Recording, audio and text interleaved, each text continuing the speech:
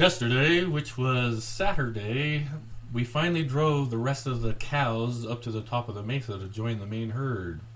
This was 5 cows and their calves. These cows remained at the ranch to have their babies, and they finally, the last of them, had their babies. So, of course, we branded them, castrated the poor little boy calves, and put ear tags in them.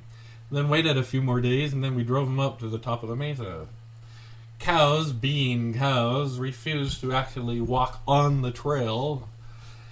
They rather cling to the face of the cliff off of the trail, which of course wore out us poor cowboys, trying to flog them and beat them and cajole them and scream them up the trail. One would think a mere 5 cows and calves would have been a cakewalk compared to the 47 or so cows that we had driven up previously. But they were still a pain in the ass.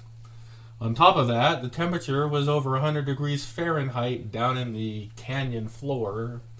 And as we climbed higher and higher up into the mesa, temperature cooled off a little bit to around 85 degrees. We finally got to the top of the mesa, which was no mean feat. Had some difficult moments going up there. And we crossed the mesa and we found the main herd, and the 5 cows and their calves joined the main herd. And on the way back, I happened to point down at the ground at the trail that we had left going there. And I remarked to El Segundo, my master and commander and my owner here, who was riding a horse called Joker.